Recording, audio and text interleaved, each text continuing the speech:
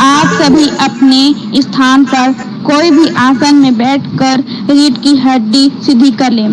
कोमलता पूर्वक आंखों को बंद कर लेंगे और मेरे साथ 3 बार ओमकार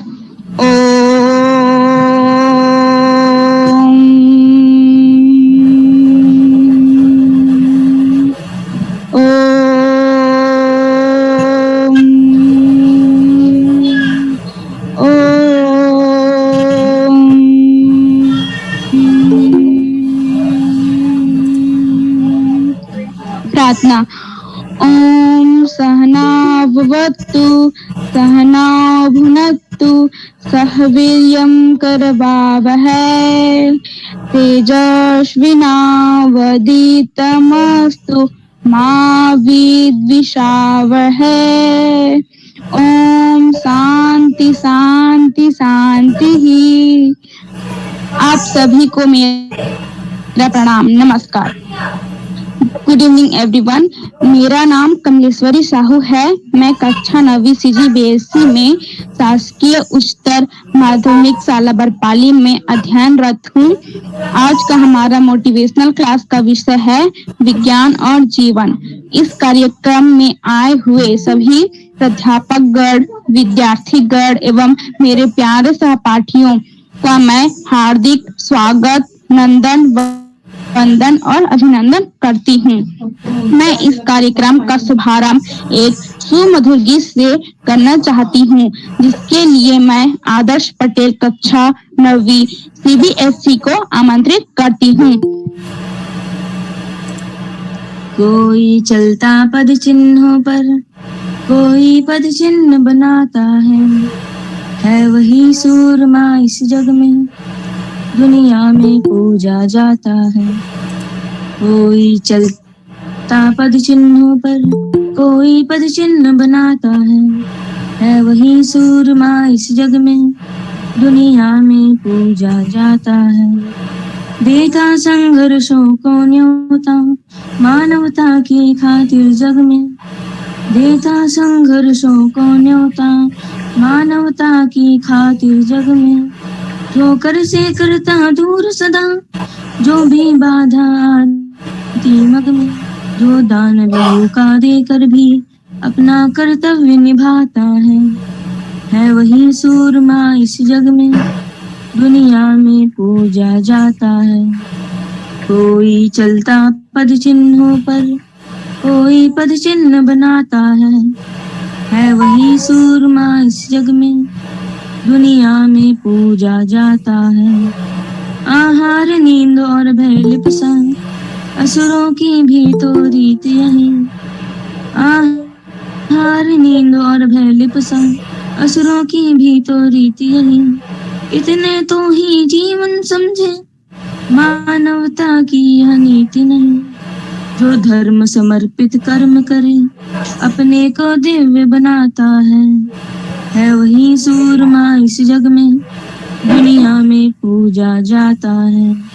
कोई चलता पद चिन्हों पर, कोई पद चिन्ह बनाता है वही सूरमा इस जग में, दुनिया में पूजा जाता है।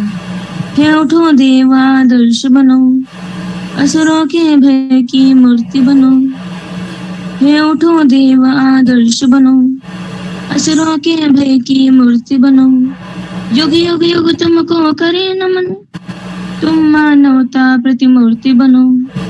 हे भारत माँ के अमर पुत्र, भावी भवितव्य बनाना है वही सूरमा इस जग में, दुनिया में पूजा जाता है। कोई चलता पद चिन्हों पर, कोई पद चिन्ह बनाता है वही सूरमा इस जग में, दुनिया में पूजा जाता है। धन्यवाद। धन्यवाद आदर्श, आपने बहुत ही सुमधुर गीत सुनाया। इस कार्यक्रम को आगे बढ़ाते हुए मैं आज के मुख्य अतिथि श्रीमान इंद्रभानु सिंह कंवर सर जी, जो कि विभाग अध्यक्ष जंतु विज्ञान के पद पर शासकीय अग्रसेन महाविद्यालय जिला बिलासपुर में कार्यरत हैं, जो कि हमें जीवन और विज्ञान के विषय में हमारा मार्गदर्शन करेंगे। सर, आपके परिचय के लिए मैं आदरणीय डॉक्टर प्यारेलाल आदिले सर जी को आमंत्रित करना चाहती हूँ। आदरणीय Pyarelal sir ji. Hello hello. Yes sir. Hello. जी सर, आपकी आवाज क्लियर है सर। निःशुल्क गणित ट्यूशन क्लास जो कि राष्ट्रीय सेवा योजना शासकीय महाविद्यालय बरपाली कोरबा अटल बिहारी वाजपेयी विश्वविद्यालय से संबद्ध उच्च शिक्षण संस्थान और छत्तीसगढ़ में विवेकानंद केंद्र कन्याकुमारी शाखा छत्तीसगढ़ के संयुक्त तत्वाधान में जो कार्यक्रम अनवरत रूप से चल रहा है, इस कार्यक्रम के संकल्पनाकार, इस कार्यक्रम के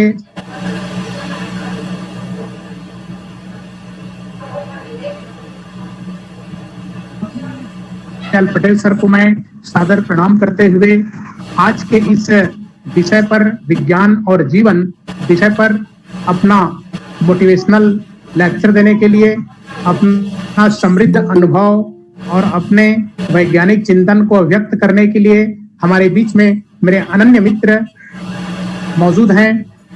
प्रोफेसर इंद्रभानु सिंह कंवर जी विभागाध्यक्ष हैं जंतु विज्ञान के शासकीय अग्रसेन महाविद्यालय बिल्हा में।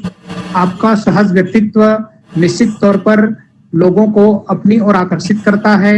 आप लगभग 15-16 वर्षों से उच्च शिक्षण संस्थान में जीव शास्त्र के प्राध्यापक हैं। आप अंतर्राष्ट्रीय और राष्ट्रीय स्तर पर अन्य विषयों पर अपना शोधपरक और विज्ञानपरक उद्बोधन और शोध पत्र प्रस्तुत किए हैं।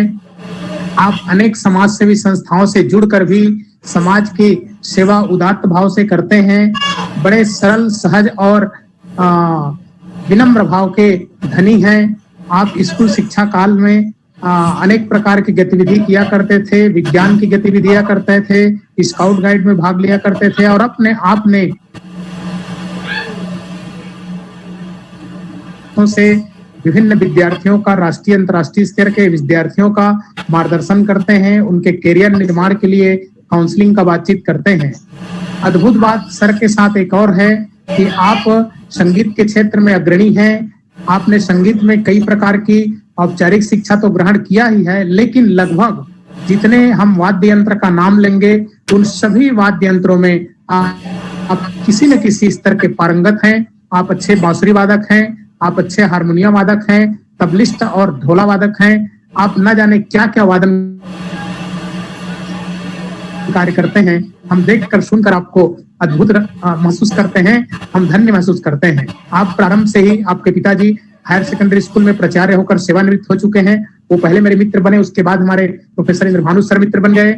आपने प्रारंभ से ही गायत्री परिवार नामक जो अंतरराष्ट्रीय, जिन्होंने मानव मूल्य और मानव गुणों को पूरे विश्व में फैलाने के लिए, वैज्ञानिक तरीका के आधार पर फैलाने के लिए गायत्री परिवार का संस्था बनाया, उसमें आप जुड़कर बहुत तन्मयता से कार्य करते हैं। अनेक राष्ट्रीय और राज्य स्तर के गायत्री परिवार के द्वारा संचालित यज्ञोपवीत कार्यक्रम में आप भाग लेते हैं। आप जीव जंतुओं के संबंध में विशेष रुचि रखते हैं। वर्तमान में आप पीएचडी जैसे उच्च डिग्री जंतु शास्त्र में अध्ययन करने जा रहे हैं, जिसमें लगभग सरीसृप ग्रुप के जितने भी जंतु हैं उसका आप अध्ययन करेंगे। आपको आज हम इस स्थल पर पाकर बहुत धन्य हैं, गौरवान्वित हैं और प्रसन्न चित्त भी हैं।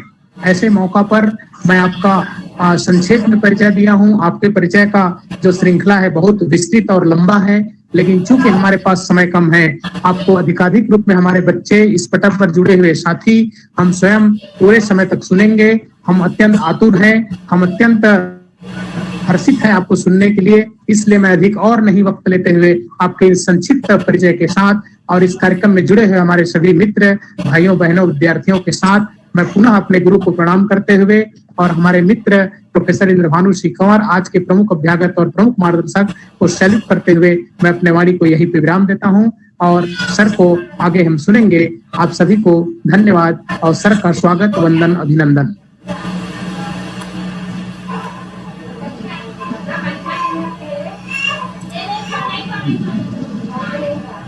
सर आगे सर धन्यवाद। मेरी आवाज आ रही है ना? हाँ, आ रही है। सभी को शुभ संध्या और सभी विद्यार्थियों का स्वागत है। आज अपन जो टॉपिक था हमारा जो है विज्ञान और जीवन है ना। तो जब से मानव इस धरती पर आया है, उसकी सोच या उसका जो मस्तिष्क जो है बढ़ा और अपने आप को रिकॉग्नाइज किया कि इस पूरे एनिमल किंगडम में सबसे उच्च जो स्थान रखता है वो मानव है, क्योंकि उसका ब्रेन डेवलप्ड है, हर चीज के बारे में वो सोच सकता है। तो सबसे पहला जो सोच जो आया ह्यूमन में कि हम कहाँ से बने, हमारी उत्पत्ति कैसे हुई, जीवन कैसे बना भाई हमारे पृथ्वी में, है ना। हम या दूसरे जो एनिमल देखते हैं पूरे पृथ्वी में, जो जितने जीव हैं, जीव में अपन दो भागों में बांट देते हैं उसको हम लोग, है ना। एक होते हैं किंगडम बोलते हैं उसके, एनिमल किंगडम, और दूसरा होता है आपका प्लांट किंगडम, है ना। तो प्लांट और एनिमल जो है वो जीवित पदार्थ हैं पृथ्वी में, और बाकी जितने मैटर हैं, पदार्थ हैं, वो सब निर्जीव होते हैं। तो सबसे पहला जो मानव के दिमाग में ये है कि हमारा जो जीवन कैसे बना, ठीक है, और जीवन को कैसे बना इसको अपन जानने के लिए विज्ञान का सहारा लेते हैं, है ना, ठीक है। तो विज्ञान जो है अपन साइंस जिसको बोलते हैं इंग्लिश में, उसका परिभाषा कोई बताएगा क्या? स्टूडेंट जुड़े हुए हैं तो थोड़ा सा सामने से तो कुछ आवाज कन्वर्सेशन हो तो थोड़ा मुझे भी बोलने में अच्छा लगेगा कि विज्ञान किसे कहते हैं। आप सभी पढ़े हैं, मतलब 9वीं 10वीं से शुरू हो जाता है विज्ञान के बारे में जानना समझना। तो विज्ञान किसे कहते हैं, एक थोड़ा सा 2 वाक्य में कोई बताएगा क्या, विज्ञान किसे कहेंगे आप? स्टूडेंट जितने भी जुड़े हुए हैं कोई भी बता सकता है। थोड़ा सा बोलने का प्रयास करिए, जो भी आपके हाँ बताइए। प्रयोग, निरीक्षण एवं निष्कर्ष पर आधारित ज्ञान, सुविज्ञान ज्ञान को विज्ञान कहते हैं, और एक और परिभाषा है, किसी विशेष ज्ञान को विज्ञान कहते हैं। बिल्कुल सही हेमलता जी, बहुत बहुत धन्यवाद, आपने अच्छा परिभाषा दिया। तो अपन नॉर्मल जी मैं वाक्य बोल देता हूँ सर। हाँ बिल्कुल सर। बहुत समस्या है सर, जो दिखता है वो विज्ञान है। हाँ धन्यवाद सर, एक बिल्कुल एकदम सटीक और एकदम सार गर्भित है ना। जो दिखता है वो विज्ञान है। दर्शन, अपन दर्शन करते हैं, इसको देखते हैं, इसी से अपन एक अलग सा एक सब्जेक्ट हो जाता है जिसको बोलते हैं दर्शन शास्त्र। तो देखिए अपन नॉर्मल तरीके से आप लोग जो पढ़ते हैं उसको 2 भागों में बांट देते हैं, एक तो कला बोल देते हैं, एक विज्ञान बोल देते हैं, उसमें बहुत सारे सब्जेक्ट अपन देख लेते हैं। तो वो सब अपन पढ़ने की सुविधा के लिए इसको बांट देते हैं, लेकिन वास्तव में क्या है, वो सभी हम करते हैं ना कि सुव्यवस्थित अध्ययन को विज्ञान कहते हैं। सुव्यवस्थित जो भी अपन देखते हैं, सुनते हैं, पढ़ते हैं, कोई भी सब्जेक्ट है ना, अपन आर्ट की भी बात बोल रहे हैं, वो सब भी ज्ञान है ना। तो ऐसा पूरे पृथ्वी में ऐसा कोई भी चीज नहीं है जो विज्ञान से नहीं जुड़ा है, हम भी विज्ञान से जुड़े हुए हैं, हर चीज विज्ञान से जुड़ा हुआ है। तो ये जो है पहला जो मानव के मन में जो आया कि अपन जो है जीवन कैसे बना, हमारी उत्पत्ति कैसे हुई। तो सबसे पहले अपन देखते हैं अलग अलग जो है मत, अलग अलग जो मैंने अभी आपको एक वक्त बोला कि दर्शन शास्त्र जिसे फिलॉसफी बोलते हैं। तो आपने नाम सुना होगा, एकदम ईसा पूर्व बोलते हैं ना, ईसा मसीह से और पहले जो हुए थे सबसे प्रसिद्ध जो दार्शनिक जिसको बोलते हैं अपन, इसको बोलते हैं प्लेटो, अरस्तु, है ना। तो ईसा से 200-300-400 साल पहले जो है वो हुए थे। उन्होंने इन सब के बारे में, एनिमल के बारे में, एनिमल कैसे होते हैं, कैसे कैसे इसको अपन जो है वर्गीकरण या क्लासिफिकेशन जो बोलते हैं करें, इसको रखा जाए, इस प्रकार से एकदम इनिशियल ना, वो एकदम बिल्कुल था। अभी जो पढ़ते हैं बिल्कुल नहीं, एकदम इनिशियल काल में उन्होंने इसके बारे में सोचा कि लाइफ कैसे हुआ, कि किस प्रकार से बना है। तो उस समय क्या हुआ, उन्होंने अपने मन में जो आया वो उन्होंने विचार कर दिया, तो उसको अपन बोलते हैं स्वतः जननवाद या अजीवाद बोलते हैं। तो उन्होंने कहा कि उस समय जो दार्शनिक थे उन्होंने कह दिया कि जीवन की उत्पत्ति जो है अपने आप जो निर्जीव पदार्थ से उत्पन्न हो गया। बहुत प्राचीन मत है, उसका तो कोई अभी मतलब नहीं है, लेकिन आपको जानना चाहिए कि कैसे इसमें जो है विकास हुआ है, कैसे हमने विज्ञान को हमने कैसे जो है क्रमबद्ध जो है अभी तक हम यहाँ तक जो वर्तमान काल तक हम यहाँ तक पहुंचे हुए हैं। तो ईसा मसीह से पहले जो अरस्तु और प्लेटो थे, इन्होंने क्या किया कि अपने आप वो पैदा हो जाता है ना। कोई भी चीज है, वस्तु निर्जीव है, उसी से पैदा हो जाता है कुछ भी एनिमल जो है, ठीक है। तो ये तो अब हम मानते नहीं भाई निर्जीव पदार्थ कैसे करेगा। हाँ, जो एनिमल रहता है, जो सजीव रहता है, उसी से जो है विभाजन होके वो जो है एक सेल से 2 सेल बन के जो है वो जीवन जो है वो अपना जो है वो विस्तार करता है, या अपना जो है अपने जैसे जीव को पैदा करता है, ठीक है। तो बिना जीवन के जीवन पैदा नहीं हो सकता है। तो ये तो ऐसे ही वो हो गया, शुरुआत में मैंने बताया कि ऐसे जो है सोच जो है मानव में आया, ठीक है। तो इसके बाद जो है अलग अलग जो है प्रयोग अलग अलग से हमने कहा कि ये हमने अभी आपने एक परिभाषा में हमने देखा कि हम इसको प्रयोग के द्वारा अपन देखते हैं कैसे करते हैं। तो लेब में बहुत सारे जो पुराने 17वीं 18वीं सदी तक जो है ना, उससे पहले तक मान के चलिए 1000 साल तक जो है 1500 साल तक जो है वो बिल्कुल जो है निर्जीव वाला चल रहा था। लेकिन अब 17वीं 18वीं शताब्दी में जो है वैज्ञानिकों ने इसको प्रयोग किया, भाई कैसे होगा। तो अलग अलग प्रयोग में देखा है कि जहाँ पे जो है लार्वा होते हैं, छोटे छोटे कीट होते हैं, तो उसमें जो है एक प्रयोग था, आपको बता देता हूँ कि एक जो जार था उसमें जो है खुला हुआ था, दूसरा जो है पूरा पैक कर दिए थे कागज से, एकदम बिल्कुल पन्नी से एकदम पैक करके रख दिए थे। तीसरा जो जार था उसमें क्या बोलते हैं, थोड़ा सा कपड़े से, है ना, कपड़े से उसमें छिद्रा रहता है छोटे छोटे। तो ये 3 प्रकार के जार हो गए। एक तो आपका खुला हुआ है, दूसरा जो है पूरा पैक्ड है, पन्नी से एकदम पैक्ड है, कुछ भी हवा इसमें नहीं जा सकता। तो तीसरा जार था जिसमें अपन कपड़े से उसको ढके थे। अंदर में जो है उसमें कुछ खाने का पदार्थ जो है रख दिया गया था, ठीक है, शोरबा वगैरह टाइप का। तो उसमें आप लार्वा जो है कीट जो है उसमें आया, तो देखा कि पहला वाले में जो है वो आपका लार्वा पैदा हो गया, दूसरे में एकदम पैक्ड था, उसमें कुछ भी जीव पैदा नहीं हुआ, और तीसरे में जो है जो कपड़े से थोड़ा सा छन के जो उस लार्वा जो है उसमें कोई लार्वा बहुत सूक्ष्म होते हैं, तो वो कपड़े से जाके जो है अंदर जो है वो पैदा हो गए। तो ये जो इस प्रयोग से क्या हुआ भाई, जो पुराना जो मत था वो एकदम बिल्कुल जो है निरस्त हो गया कि नहीं, अजीव से कोई जीव पैदा नहीं हो सकता, जीवन है तभी जीवन का जो है पैदा करेगा। तो ये तो एक इनिशियल हो गया कि जीव कैसे पैदा हुआ पृथ्वी में, है ना। लेकिन अभी तक जो है वैज्ञानिकों ने ऐसा प्रमाण जो बोलते हैं, अपन प्रमाण चाहिए हमको ना, हम देखते हैं कि आपने किस प्रकार से इसको सिद्ध किया। सिद्ध करने के लिए हमको क्या चाहिए भाई, प्रमाण चाहिए, है ना। आपके लॉ में देखिएगा, कोर्ट में, सुप्रीम कोर्ट में, हाई कोर्ट में, आपके जो है नॉर्मल डिस्ट्रिक्ट कोर्ट में, आपको किसी चीज को आपको अगर सही साबित करना है तो उसको प्रमाण चाहिए, है ना। किसी भी प्रकार का जो है केस होता है तो उसमें प्रमाण चाहिए। तो इसमें क्या होगा भाई, साइंस कब मानेगा, जब आप उसको प्रमाण के स्वरूप जो है उसको आप दर्शाएंगे। तो प्रमाण के लिए तो सबसे पहले अपन क्या देखते हैं भाई, पृथ्वी जो है वो हमारा जो हम जो रहते हैं जिस ग्रह में, ठीक है, हमारा जो सोलर सिस्टम है, सूर्य का जो सिस्टम है, इसमें जो है आपके 8 ग्रह हैं, ठीक है। तो इसमें जो है केवल पृथ्वी में ही जीवन अभी तक हमने पाया है भाई, दूसरे ग्रह में तो अभी तक जीवन की खोज चल रही है, वैज्ञानिक अध्ययन कर रहे हैं। तो इसमें जो है जो पृथ्वी से मिलता है अंदर जो चट्टाने हैं, उससे जो वैज्ञानिक जो है खोद के निकालते हैं, जिसको अपन बोलते हैं क्या, जीवाश्म बोलते हैं। पृथ्वी के अंदर जो हमको मिलता है साक्ष्य, उसको बोलते हैं जीवाश्म।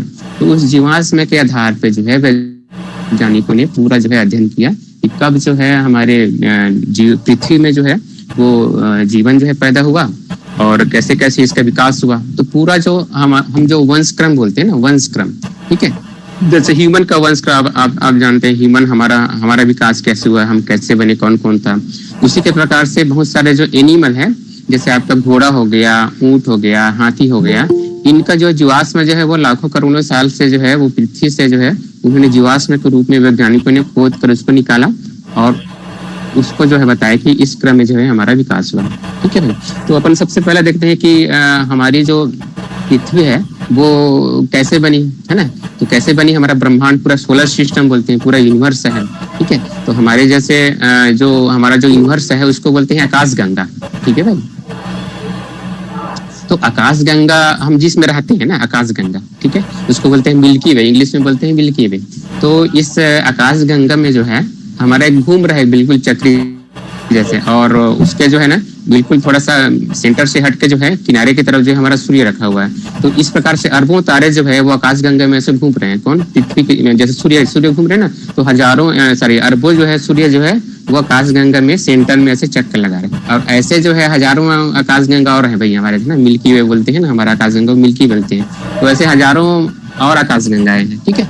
तो यहाँ से जो है शुरुआत हुई भाई, उसको बोलते हैं बिग बैंग। तो वो जो है आज से जो है जो सूर्य का सॉरी पृथ्वी का निर्माण हुआ वो जो है 4.5 अरब बोलते हैं ना, मतलब पृथ्वी की आयु का गणना जो है वो कार्बन डेटिंग से करते हैं भैया, है ना। आप लोग जानते होंगे, पढ़े होंगे कार्बन डेटिंग, है ना।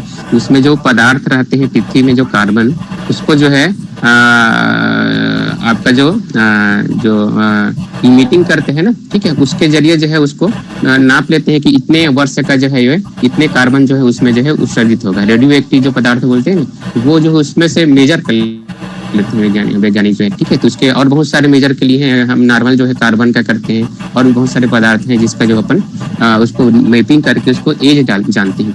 तो पूरे मैपिंग करने के बाद जो है पृथ्वी का जो आयु जो है वैज्ञानिकों ने निकाला, उसको वो जो है आपका 4.5 अरब वर्ष पहले पृथ्वी का निर्माण हुआ, ठीक है भाई। तो पृथ्वी का निर्माण हुआ तो अब जानते हैं कि वो सब पूरे पृथ्वी जो है बिल्कुल गोला, आग का गोला था पहले। तो जितने कण जो बिग बैंग है ना, संसार का जो थ्योरी जो देते हैं भाई, आप जान रहे हैं, बिग बैंग थ्योरी बोलते हैं उसको, है ना भाई। पूरा यूनिवर्स है ना, हमारे आकाश गंगा या मिल्की वे बोल रहे हो ना, तो वैसे हजारों लाखों करोड़ों मिल्की वे हैं। तो सभी का उत्पत्ति जो है एक बड़ा सा धमाका हुआ पूरा यूनिवर्स में ना, यहाँ की बात नहीं, पूरा यूनिवर्स में अनंत है, उसको अपन जा नहीं सकते वहां तक ना, इतनी दूरी है, ठीक है। तो वो जो है बिग बैंग से जो है सब फैल गया, और वहां पे जितने भी पदार्थ थे वो जो है एकत्र होकर जो है वो पृथ्वी का निर्माण किया, ठीक है।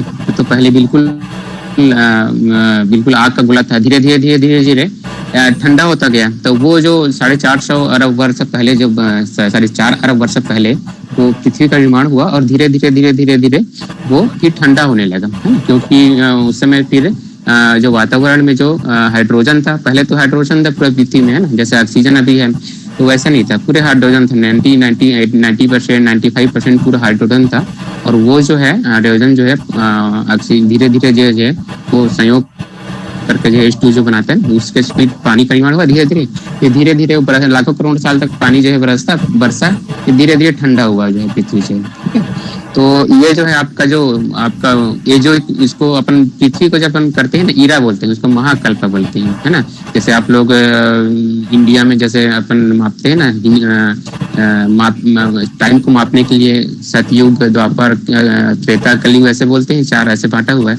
तो ये वैज्ञानिक है ना, वो तो फिर माइथोलॉजिकल हो जाता है ना। जो धार्मिक ग्रंथ है, धार्मिक ग्रंथ में जो बोला जाता है वो एक प्रकार से माइथोलॉजिकल होता है। जैसे मैंने बताया ना कि अरस्तु प्लेटो ने बना दिया कि वो अजीवात, मतलब ऐसी किसी से भी जीवन पैदा हो जाते हैं, वैसे ही है धार्मिक ग्रंथ में भी वैसे होता है। जैसे सबसे पहले जो ईसा मसीह जो है, ईसाई के जो अनुयायी जो ईसा धर्म मानते हैं, उन्होंने भी वैसे ही बोल दिया था भाई कि 5 दिन में पृथ्वी का निर्माण हुआ। पहले दिन सूर्य आकाश बना, फिर पेड़ बना, ऐसे करके 5 दिन में। उसी प्रकार से हिंदू में आप देखिए, ब्रह्मा से सब उत्पन्न हो गया, मुख से, शरीर से, वक्ष से पेड़ वेड़ बन गया, ऐसे है ना, मुख से बकरी, ठीक है, राक्षस और देवता जो है सीट से, ऐसे। तो ये जो क्या है माइथोलॉजिकल बातें हैं। तो अपन वैज्ञानिक में चल रहे हैं भाई, है ना, क्योंकि जो एज है अभी का एज है ना, रिसेंट एज बोलते हैं। रिसेंट एज क्या है, साइंस है ना, बिना साइंस जो है वो कहीं भी कुछ भी प्रूफ नहीं होता, और बिल्कुल जो है साइंस जो है वो हर चीज में लागू होता है। तो ये हो गया आपका 5 जो है ईरा, मुख्य रूप से 5 ईरा होते हैं, महाकल्प बोलते हैं। तो पृथ्वी को जो है 5 महाकल्प में वो बांटा गया है।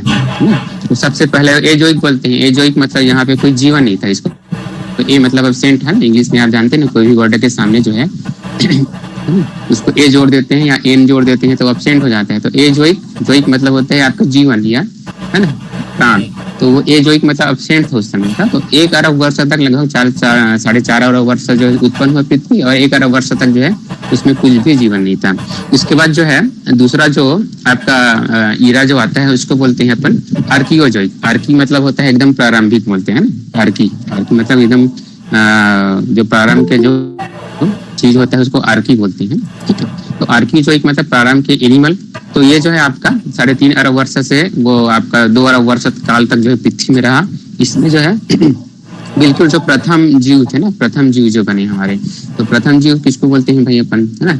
जीव मतलब हमारा जो बॉडी है वो क्या है,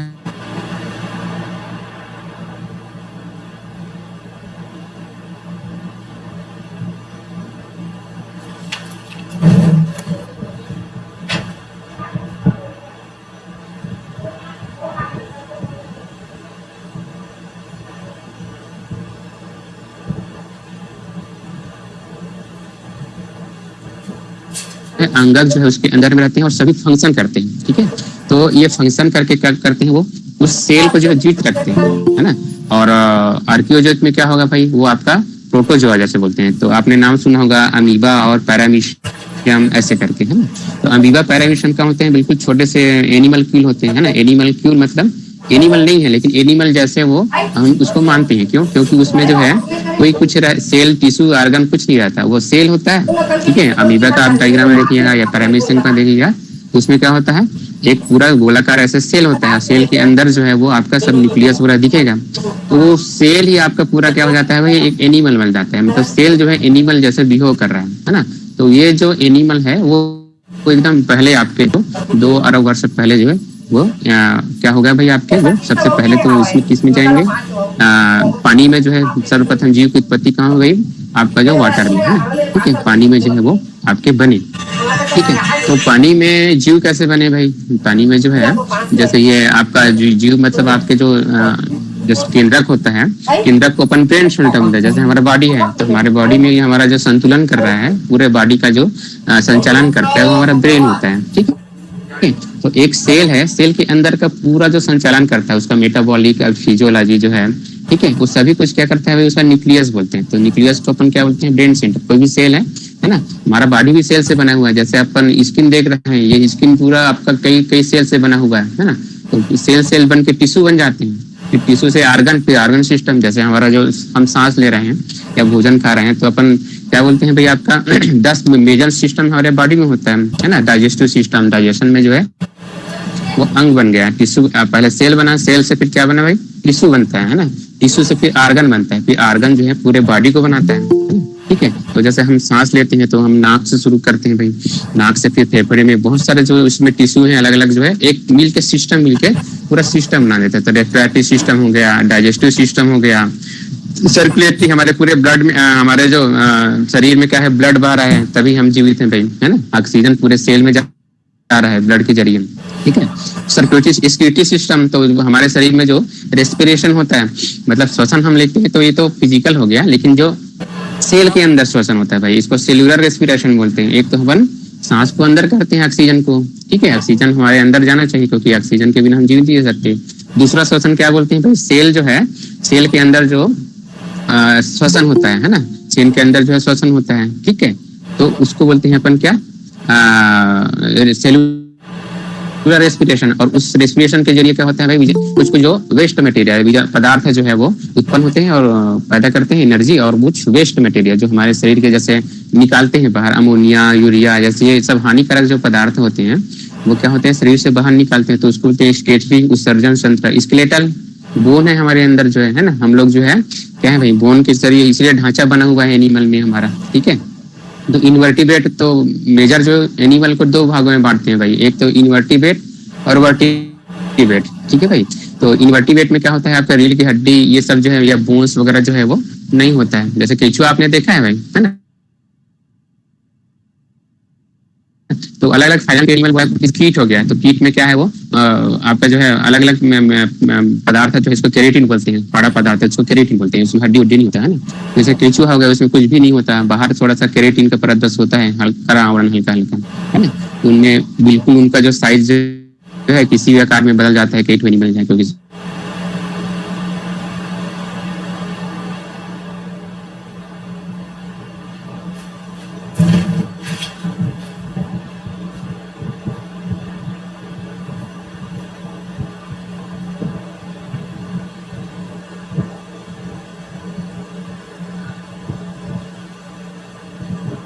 इसको क्या बोलते हैं, ठीक है। इसके बाद है एंडोक्राइन, ठीक है। इसके बाद होता है इंटोगीमेन, पूरे बॉडी का जो त्वचा है उसको बोलते हैं इंटोगीमेन। और होता है आपका मसल मतलब आपका जो हम लोग चल पा रहे हैं, हमको एनर्जी आ रही है, यहाँ पे जो आपके मोटा मोटे यहाँ पे हाथ में आता है, मोटे मोटे मसल बन जाते हैं, वो सब उसको मसल। तो इस प्रकार से मेजर जो हमारे बॉडी में या कोई भी एनिमल है, उस एनिमल में 10 सिस्टम जो होते हैं वो मेजर होते हैं, है ना, ठीक है। ये आपका हमने कहाँ से शुरू किया भाई, सेल से, है ना। सेल से टिश्यू बना और टिश्यू से क्या बना भाई, ऑर्गन बना, ठीक है। सिंपल सा है, सेल से टिश्यू बना, फिर टिश्यू से ऑर्गन, फिर ऑर्गन से पूरा हमारे बॉडी का सिस्टम बना के वो निर्माण हुआ पूरे बॉडी के। हमारे नहीं, पूरे जितने भी हम कार्डेट हैं और नॉन कार्डेट है ना, दोनों प्रकार के एनिमल जो है वो इस सिस्टम से बने हुए हैं, ठीक है भाई। तो ये जो है आपका सेल जो है, सबसे पहले हमने हमने क्या कहा है, वो जो अमीबा है और पैरामीशियम है ना, वो एक सेल ही एक एनिमल जो है वो बन जाता है। इसलिए इसको एनिमल नहीं बोलते, इसको क्या बोलते हैं भाई, एनिमल क्यूल बोलते हैं इसको, है ना। ठीक है, एनिमल इसको नहीं बोलते, अमीबा और पैरामीशियम को क्या बोलते हैं, एनिमल क्यूल। ठीक है, एनिमल जैसे वो बिहेवियर करते हैं, इसलिए इसको एनिमल क्यूल बोलते हैं। पूरा एनिमल नहीं है क्योंकि इसमें कुछ है ही नहीं है, एक सेल है, एक सेल पूरा एनिमल का बिहेवियर करता है। तो वो आपसे आज से जो है 2 अरब वर्ष पहले पृथ्वी में जो है वो पानी में जो है उसका निर्माण हुआ। तो अब आप लोग जो है अब इसको जो है जान सकते हैं भाई, हमने बताया अभी कि 2 अरब साल पहले जो है क्या हुआ, आपका एनिमल जो है प्रोटोजोआ और जो प्रारंभिक जो एनिमल है वो आपके क्या हुआ, पृथ्वी में जो है बना। और प्लांट में सिंपल जो है आपके ब्लू ग्रीन एल्गी बोलते हैं, शैवाल बोलते हैं ना। तो शैवाल जो है प्लांट में सबसे पहले बना भाई, शैवाल जिसका नाम लेते हैं, तो वो उस समय जो है पैदा हुए थे। तो ये हो गया आपका हमने दूसरा जो ईरा देख रहे थे भाई, आपका आर्कियोजोइक, मतलब पहले। इसके बाद जो है, इसके बाद देखते हैं अपन क्या नेक्स्ट जो होता है वो 1.6 अरब वर्ष से मतलब 1 अरब वर्ष तक ये भी रहा। ठीक है, इसमें जो है प्रोटोजोआ के साथ साथ जो है फिर इनवर्टिब्रेट में प्रोटोजोआ, कोरीपेरा बोलते हैं, फिर सिलेंट्रेटा बोलते हैं। ठीक है, एनिलिडा। तो जितने भी हमने इनवर्टिब्रेट या अकशेरुक बोलते हैं ना, कशेरुक और अकशेरुक, दो प्रकार के एनिमल बांटते हैं पूरे पृथ्वी में। अभी मैंने जस्ट आपको बताया ना, रीढ़ की हड्डी होती है जिसमें रीढ़ की हड्डी नहीं होती है, तो उसको बोलते हैं अपन कशेरुक, अकशेरुक। वर्टिब्रेट बोलते हैं और इनवर्टिब्रेट, है ना। तो 2 प्रकार के एनिमल पूरे पृथ्वी में है, 2 ही प्रकार के हैं। तो सबसे पहले जो है आपका प्रोटोजोआ बना, फिर आपका पोरीफेरा, ठीक है, फिर सिलेंट्रेटा, फिर आपका एनिलिडा। तो ये एकदम प्रारंभिक एनिमल है। आपके जो स्पंज है, इसका स्पंज बोलते हैं ना, पोरीफेरा के स्पंज बोलते हैं। उसके बाद बोलते हैं सिलेंट्रेटा। ये दोनों जो एनिमल है वो कहाँ रहते हैं, वो समुद्र में रहते हैं, बाहर फ्रेश वाटर में, नदी तालाब में ये नहीं मिलते हैं। तो आप कभी टीवी में आपने देखा होगा, डिस्कवरी चैनल में या प्रसारण होता है, तो समुद्र के अंदर का जो दिखाया जाता है एनिमल, फिशेस वगैरह, तो नीचे आप प्लांट जैसे ऐसे हिलता आप बहुत सारे आप देखते होंगे, है ना। तो वो सब क्या होते हैं भाई, आपके स्पंज होते हैं, पोरीफेरा होते हैं और सिलेंट्रेटा। तो दोनों जो है आपका वो एनिमल मानते हैं, लेकिन आप देखेंगे तो उसको पहचान नहीं पाएंगे, बिल्कुल प्लांट जैसे लगते हैं ना। आपने देखा होगा उसमें टीवी में हमने बताया, तो उसको आप देखिए हिलता डुलता रहता है, तो आप लगेगा कि ये प्लांट जो है वो अंदर जो है वो जमीन में फिक्स रहते हैं ना, जैसे प्लांट जैसे फिक्स हो जाते हैं। तो वैसे क्या होते हैं, तली में, समुद्र के तली में वो एनिमल जो है, कौन सा एनिमल, स्पंज या पोरीफेरा बोलते हैं या सिलेंट्रेटा, दोनों जो है एकदम बिल्कुल फिक्स हो जाते हैं एक जगह। ठीक है, प्लांट जैसे फिक्स रहते हैं ना, वैसे फिक्स हो जाते हैं और वो हिलते रहते हैं। इसको आपने कभी देखा होगा, जाके आप देखिएगा, आपको समुद्र में दिख जाएगा, है ना। ठीक है, तो ये जो है एनिमल जो है आपके बने।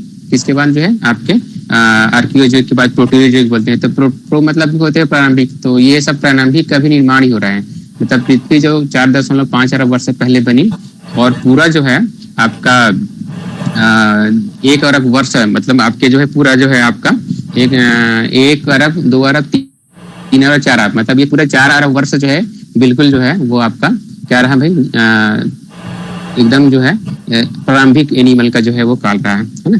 इसके बाद जो है अगला जो अपन देखते हैं काल पृथ्वी में बांटते हैं कि एनिमल का जो है फिर कैसे कैसे हुआ। तो आप जानते हैं इसको जो है ईरा जो हमने बताया, ईरा जो है तो पेलियोजोइक ईरा, इसके बाद आता है इसके बाद मेसोजोइक ईरा, इसके बाद होता है सीनोजोइक ईरा, है ना। ठीक है, तो पेलियोजोइक ईरा मतलब प्राचीन, मान के चलिए प्राचीन बोलिए इसको, है ना। पोलियो मतलब प्राचीन बोल सकते हैं। तो इसमें जो है ईरा के बाद जो है इसको बोलते हैं अपन क्या, इसको पीरियड बोलते हैं, कल, महाकल्प, फिर कल्प, और इसके बाद जो है युग। तो 3 प्रकार के आवे अभी बताता हूँ आपको।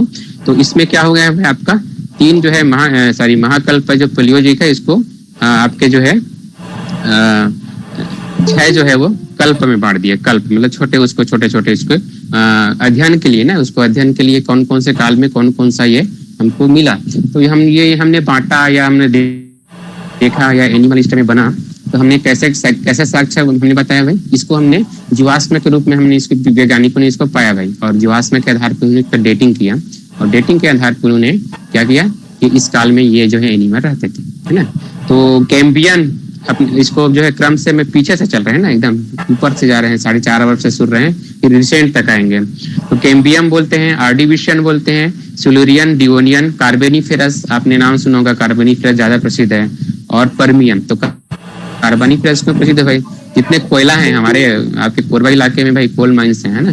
तो कोरबा इलाके में जितने कोल माइंस हैं वो कार्बोनिफेरस काल में ही कोयला का निर्माण हुआ। उस काल में जो है जितने भी कोयला मिलते हैं ना वो कार्बोनिफेरस एज के होते हैं भाई। तो जितने भी प्लांट थे, एनिमल थे, वो सब पृथ्वी में दब गए और वो समय के साथ जो है वो कोयले में परिवर्तित हो गए। तो जितने भी कोयला जहां मिला मतलब उसका काल क्या रहता है भाई, कार्बोनिफेरस काल के ये प्लांट और एनिमल हैं जो पृथ्वी में दब के क्या बनते हैं, कोयला का निर्माण, तो वो कार्बोनिफेरस होता है। तो ये छह काल थे। तो इसमें भी क्या हो गया फिर अलग अलग जो है एनिमल का विकास हुआ। हमने इनवर्टिब्रेट थे, वर्टिब्रेट में अपन फिश से शुरू हुआ भाई। फिश में जो शुरू हुआ तो आज से जो है वो मान के चलिए पेलियोजोइक हुआ वो 60 करोड़ वर्ष है ना, उधर तो हमने देख लिया। अब 60 करोड़ से जो है वो एनिमल का डेवलपमेंट शुरू हो जाता है। तो उसमें सबसे पहले जो है फिश है ना, मछली के समान जो अलग अलग उसका नाम वैज्ञानिक ने दिया हुआ है, उसको अपन ट्राइलोबाइट है ना या स्टेकोडर्म इस टाइप का जो है अपन नाम लेते हैं। तो अब ये जानिएगा नॉर्मल करते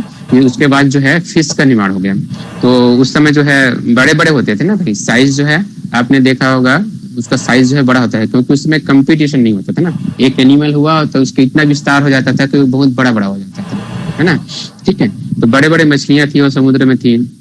ठीक है, इसके बाद क्या हुआ भाई, आपके जो है बोनी फिश बोलते हैं, है ना, जो समुद्र में हुआ उसको बोलते हैं काइंडिक फिश बोलते हैं यहाँ, या फिर कार्टिलेजिनस फिश बोलते हैं। तो फिश अभी जैसे अपन पढ़ते हैं ना तो उसको अपन दो भागों में बांटते हैं। ठीक है, एक जो होते हैं समुद्री होते हैं, एक होते हैं आपके नॉर्मल जो आपके तालाब नदी में मिलते हैं, तो उसको बोलते हैं बोनी फिश और या अस्थि फिश बोल सकते हैं। और दूसरा होता है उपास्थि, आपने जाना होगा ना, उपास्थि जो है कोमल होता है, कोमल से फिर वो कड़ा होकर फिर अस्थि बन जाता है, तो अस्थि उपास्थि बोलते हैं। तो इसलिए उपास्थि फिश पहले बना, उसके बाद अस्थि फिश बना, है ना।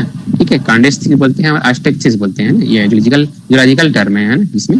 तो ये हो गया आपका, ये बने। उसके बाद धीरे से क्या हुआ, मछली जो है वो आपका जो है किस में आ गया, फिर मछली से फिर दूसरा जो स्टेज होता है इसका डेवलपमेंट का, क्योंकि क्रम से होते हैं ना। एनिमल का विस्तार जैसा नहीं है कि मतलब मछली से आदमी बन गया, ऐसा नहीं होता। मछली से फिर क्या बना, एम्फीबिया बना। एम्फीबिया मतलब जैसे मेढक के कुल होते हैं ना, मेढक वाले जो वर्ग होते हैं उसको बोलते हैं एम्फीबिया, है ना। तो एम्फीबिया जो है किससे बना भाई, आपके इससे मछली से जो है एम्फीबिया या आपका मेढक वाला कुल बना। तो ये जो है कौन से काल में बना, कार्बोनिफेरस काल में। तो कार्बोनिफेरस काल में जो है वो आपका मेढक का निर्माण हो जाता है।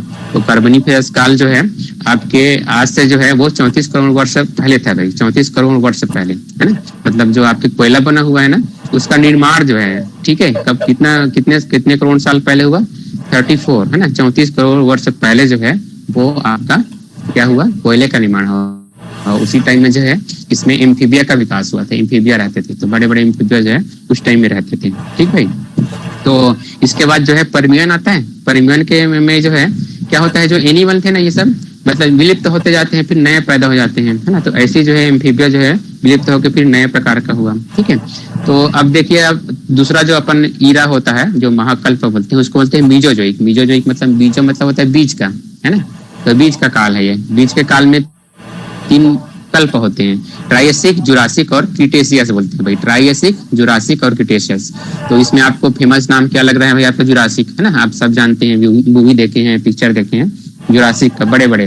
तो मैंने क्या बताया भाई, उस समय के जो एनिमल होते थे ना बहुत बड़े बड़े होते थे। जैसे एम्फीबिया होगा बड़ा बड़ा एम्फीबिया, मछली होगा बड़ा बड़ा मछली, है ना। और जो आपका रेप्टाइल हुआ, एम्फीबिया के बाद जो है दूसरा अगला स्टेज होता है डेवलपमेंट का एनिमल का, उसको क्या बोलते हैं अपन, रेप्टाइल ग्रुप। तो रेप्टाइल जो है वो आपके कहाँ पे हुआ भाई, आपके ट्रायसिक। ठीक है, ट्रायसिक में पैदा हो गए। फिर जुरासिक में उसका पूरा राज था भाई, आपने देखा है ना। ठीक है, जुरासिक मूवी देखा होगा, तो 3-4 भाग आ गए उसके, है ना। तो उस समय जो है हर प्रकार के जो है पूरे पृथ्वी में मतलब जल में, थल में, वायु में उड़ने वाले मतलब आपके रेप्टाइल, है ना। डायनासोर वाले बड़े बड़े अलग प्रकार के डायनासोर जो है वो बहुत सारे वेराइटीज के जो है मिलते हैं। तो पूरा पृथ्वी में उसका कब्जा था भाई, है ना। ठीक है, तो ये जो है आपका जुरासिक काल जो है वो आज से 18 करोड़ वर्ष पहले शुरू हुआ था। ठीक है, और 18 से जो है वो जो है आपका 13 करोड़ वर्ष तक रहे, मतलब आपका क्रिटेशियस पीरियड, है ना। जुरासिक के बाद क्रिटेशियस आता है। तो क्रिटेशियस के बाद जो है वो क्या हो जाए भाई, आज से 6 करोड़ वर्ष पहले, नहीं। ठीक है भाई, 18 करोड़ वर्ष से पैदा हुए, फिर जो क्रिटेशियस खत्म हो जाता है आज से 6 करोड़ वर्ष पहले, है ना। मतलब 18 से लेकर 6 तक ये करोड़ साल तक बीच में ये क्या है जीवित रहे। और यहाँ पे क्या हुआ भाई, आप जानते हैं कि जो डायनासोर कैसे मरा, तो एक बड़ा सा जो एस्टेरॉयड है उसको उल्का पिंड बोलते हैं, वो पृथ्वी से टकरा गया और वो जो है आपके क्या हुआ, पूरा वातावरण में चला गया वो, मतलब उसका टक्कर इतना ज्यादा था कि आज का जो हाइड्रोजन बम होता है ना, वो 10 हाइड्रोजन बम जो है गिरता तो वो इम्पैक्ट होता है ना।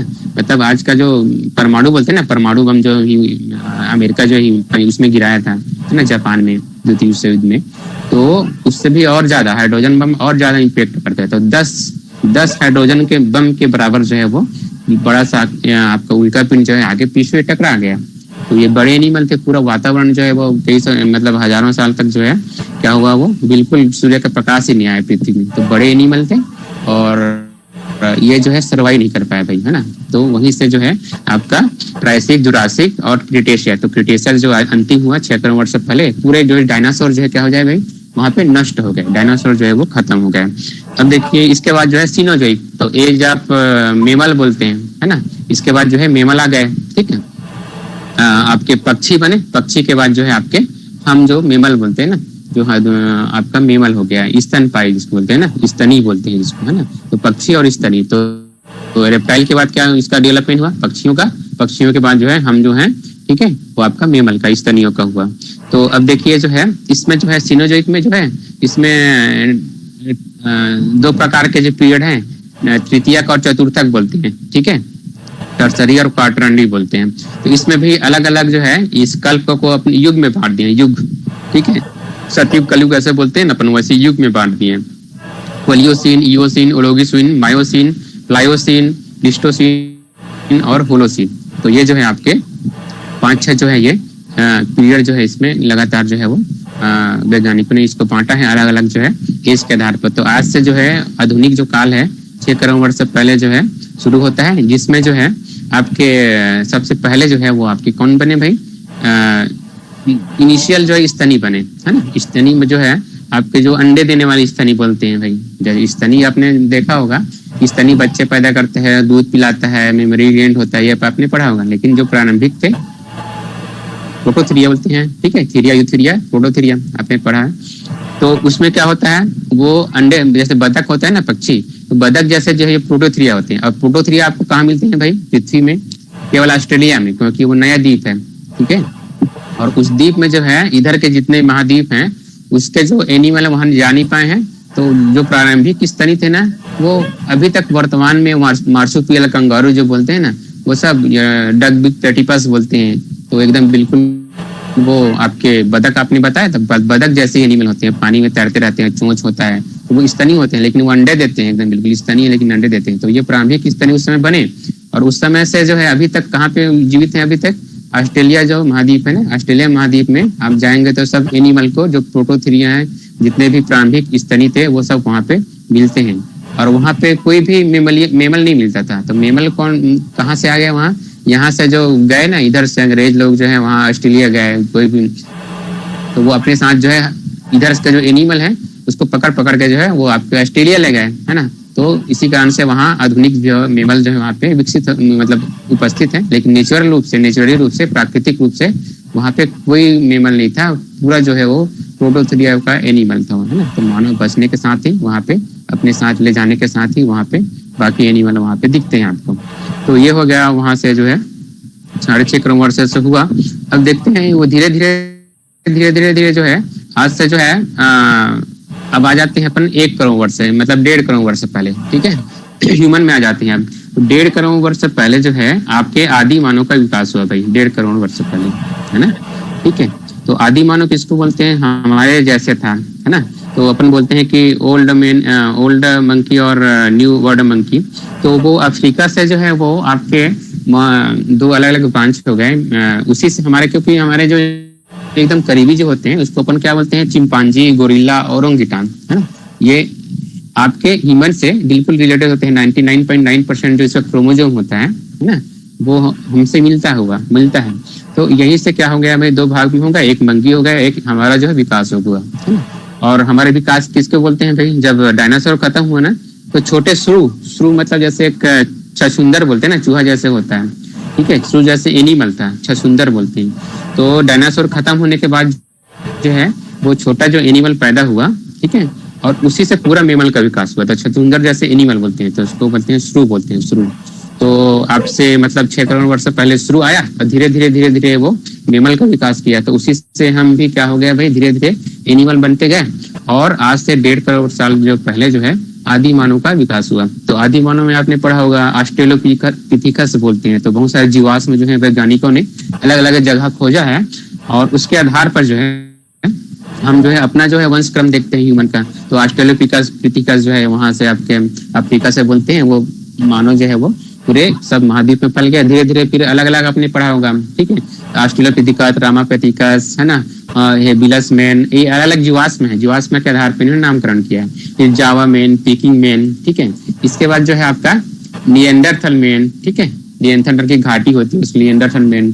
फिर आपका जो है क्रोमैग्नान के बाद जो है जो हम अगला जो हमारा आता है होमोसेपियंस आ जाता है भाई, ठीक है। तो हमारा जो सबसे नजदीकी जो आदि मानव से बने ना, तो वो होता है आपका क्रोमैग्नान से होमोसेपियंस। तो हमारी जो जाति है भाई, हमारे एनिमल, मतलब हम भी एनिमल में, एनिमल किंगडम में, ठीक है। तो हमारा जो स्पीसीज है क्या होता है, होमो और सॉरी जीनस होता है होमो और स्पीसीज होता है, जाति होता है सेपियंस, है ना। तो पूरे पृथ्वी में जो है हमारे जो है एक ही प्रजाति है भाई मानव की। सब हम लोग सब मानव ही है ना। मानव में भेदभाव ये सब जाति पाति बना के हम सब जो है, अभी देखिए कितना लड़ाई हो रहा है सब उधर, है ना, मिडिल ईस्ट में, मध्य भारत, मतलब एशिया में जो है तालिबान में सब जो है अब अपना ही देखे जा रहे हैं, है ना। हम नहीं, हम हैं, बाकी सब उसको उड़ाओ, है ना। तो ये जो ह्यूमन का जो नेचर होता है ना, सब जो है वो सब लड़ाने भिड़ाने का काम जो है वो धर्म कर देता है। धर्म को जो है वो सब लोगों के मन में ठूस देते हैं ना। इसीलिए आज का जो हमने इसीलिए टॉपिक रहा है विज्ञान लोगों में, स्टूडेंट में, बच्चों में विज्ञान के प्रति जो है वो लगाव हो, वैज्ञानिक सोच पैदा हो, है ना। सभी मानव जो है एक समान है, पृथ्वी में जितने भी मानव हैं सभी एक समान है। और जो अलग अलग जो दिखते हैं वो एनवायरनमेंट के कारण होता है। उसको हम रेसेस बोलते हैं। रेस मतलब इंग्लिश हिंदी में बोलेंगे प्रजाति, है ना, जाति नहीं है ना, जाति एक ही है आपका होमोसेपियंस। तो प्रजाति उसको रेस बोलते हैं, रेसेस। तो वो इन्वायरमेंट के कारण जो है वो अलग अलग जो है वातावरण में रहने के कारण, बॉडी का एडाप्टेशन के कारण अलग अलग हो जाता है। हर शकल सूरत, नाक वाक, चेहरा, लंबाई चौड़ाई, गोरा काला, ठीक है। तो जो भूमध्य सागर के भूमध्य रेखा के बीचों बीच भूमध्य रेखा है पृथ्वी के, वहाँ आपका सनलाइट ज्यादा होता है। तो वहाँ के जितने भी लोग होते हैं काले होते हैं। दक्षिण भारत जाइए काले दिखेंगे, अफ्रीका के बीचों बीच भूमध्य रेखा में जाइए काला मिलेंगे। ऊपर जाते जाएंगे वहाँ पे सूर्य की रोशनी कम जाती है तो सब उधर अलग प्रजाति, काकेसाइड, जितने गोरे होते हैं ना उसको काकेसाइड प्रजाति बोलते हैं, काकेसाइड, है ना।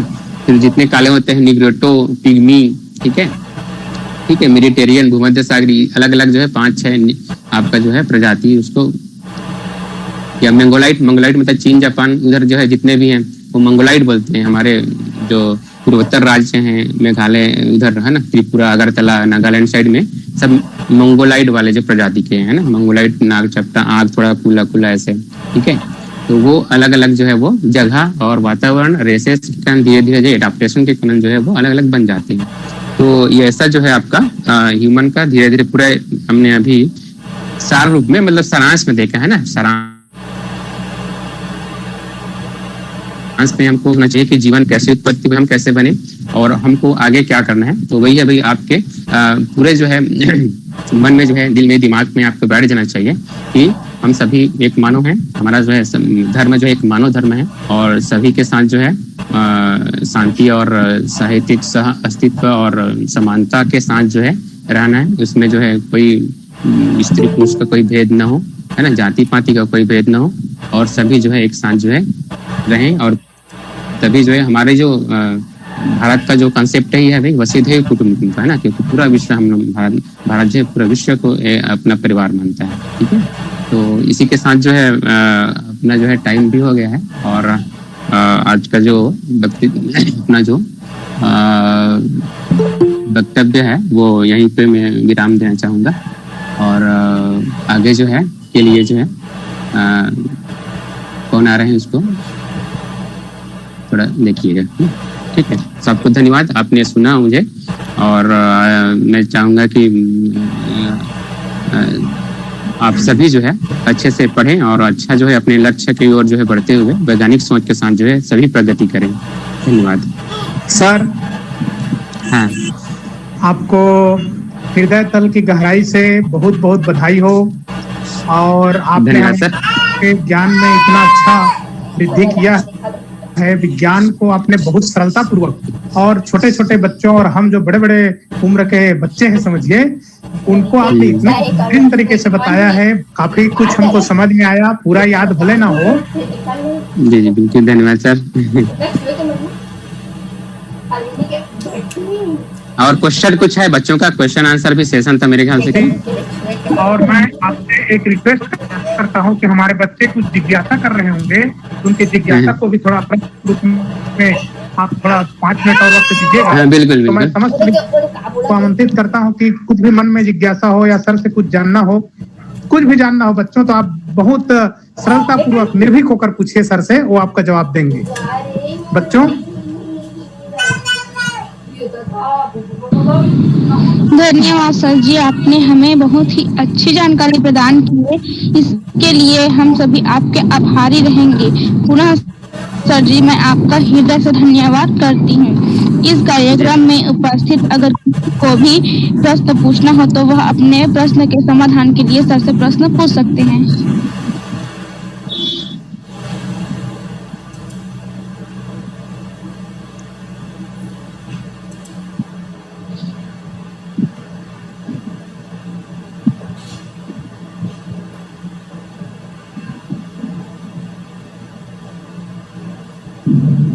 इस कार्यक्रम में उपस्थित अगर किसी को भी सर से प्रश्न पूछना है तो वह अपने प्रश्न के समाधान के लिए सर से प्रश्न पूछ सकते हैं। Hello sir.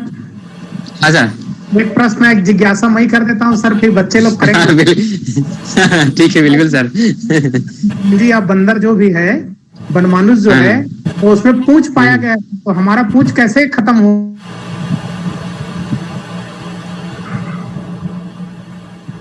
हाँ सर, हमारा जो डेवलपमेंट हुआ ना, हमारे नजदीकी जो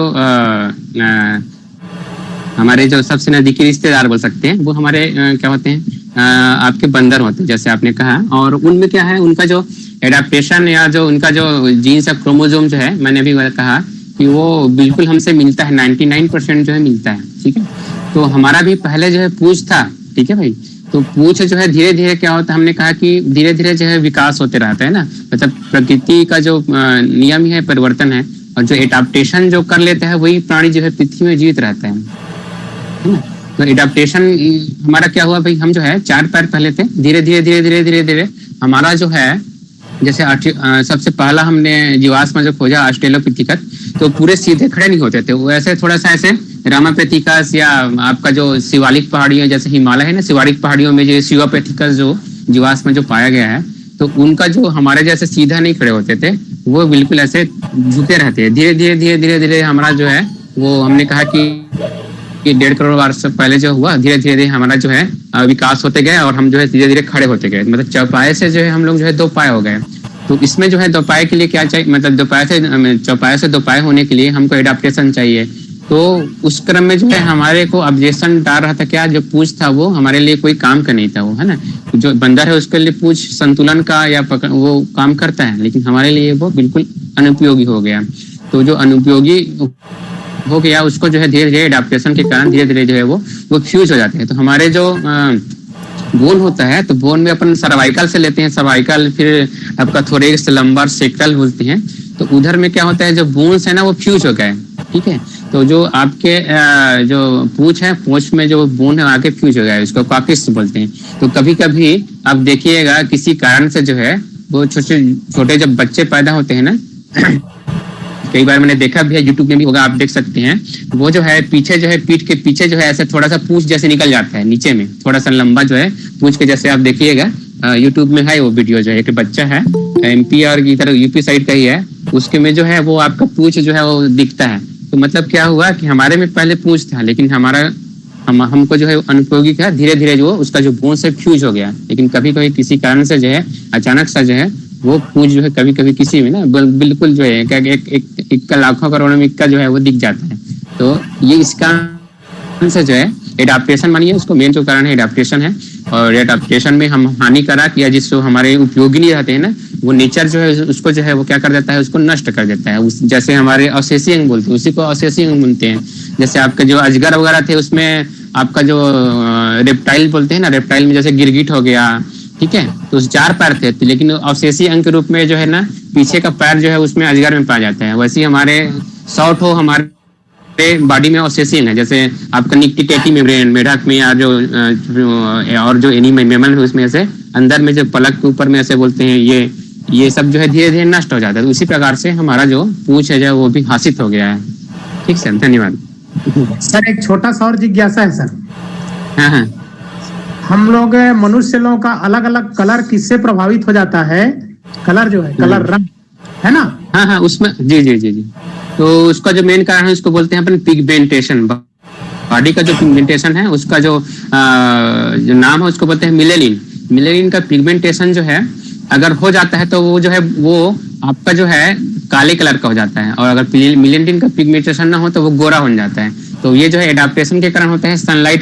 सनलाइट जो है रोकने के लिए, इसीलिए मैंने कहा कि जो भूमध्य रेखा है पृथ्वी का 0 डिग्री के आसपास जितने भी देश आते हैं वहां के निवासी जो है वो जहाँ पे सूर्य का लाइट ज्यादा जाता है वहां पे इसमें मिलेनिन का पिगमेंटेशन हो जाता है, और वो जो है सूर्य के हानिकारक प्रभाव को वो कम कर देता है। इसीलिए जो है एडाप्टेशन के कारण ही मिलेनिन पिगमेंटेशन जो होता है, और वो हम जो है सूर्य की रोशनी से बच जाते हैं। और जो गोरे होते हैं, काके साइड होते हैं, उसमें जो है सूर्य ऐसा रहता ही नहीं है, इसलिए उन्हें बिल्कुल उनका जो नस्ल ही जो है गोरा हो गया, काके साइड वाला हो गया मिलेनिन के कारण ही।